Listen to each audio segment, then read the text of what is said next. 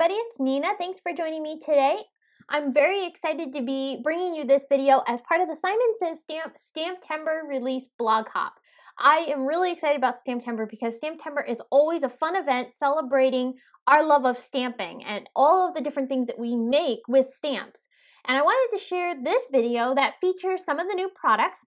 I'm going to be sharing how I made this card, which features one of Simon's newest stencils, and I also did some colored pencil coloring.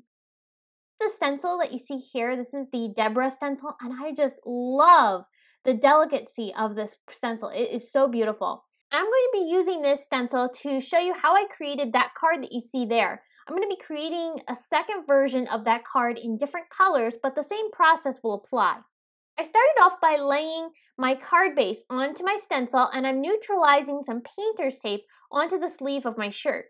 This is so that way when I apply the painter's tape down onto my cardstock and attach it to the stencil, the tape won't tear when I go to lift it off later on. Colored in the stencil, I did this off camera. I was doing some coloring one evening and just kind of relaxing, and I loved how it ended up turning out, so I wanted to share it in this video.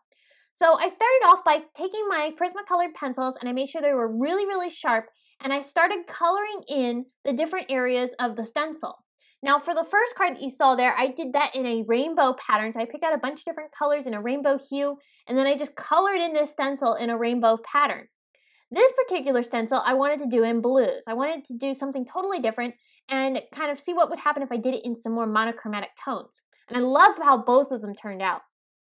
So as I'm coloring, I'm just making sure not to press too hard with my colored pencil so that way I can get nice smooth coverage onto my paper. And I ended up doing that entire process across this entire piece.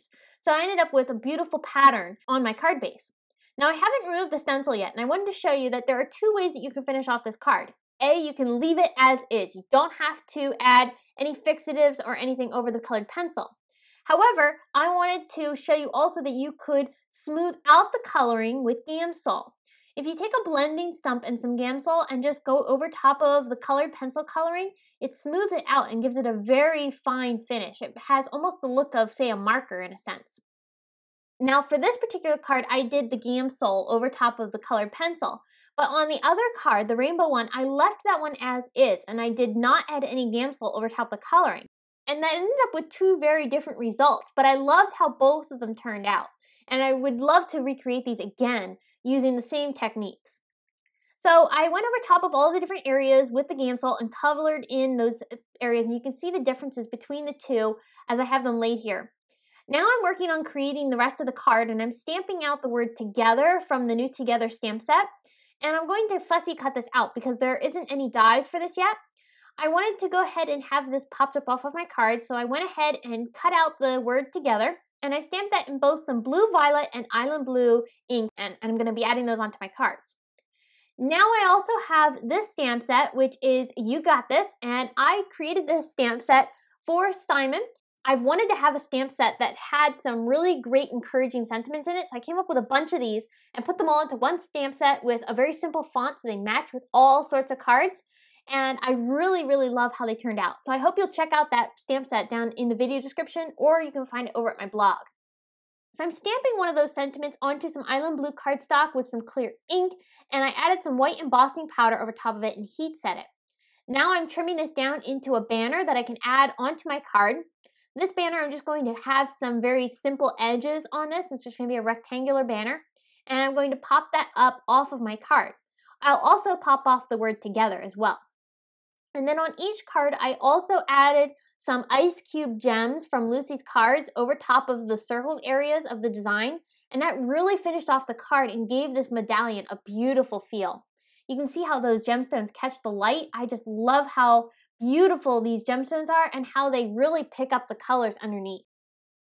So then again, here's a close-up look at the finished card with the rainbow design. This one I used, that same Together stamp set for the sentiment, but then I also used a supporting sentiment from the same Together stamp set and added that onto some purple cardstock and popped that up as well.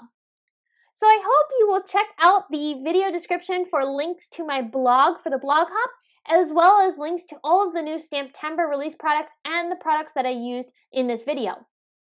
You can also head on over to my blog to get more information on the blog hop because there are giveaways at each stop in the hop. I'm just one of many, many stops in this hop. And there's a second blog hop tomorrow as well. So you'll want to check that out also.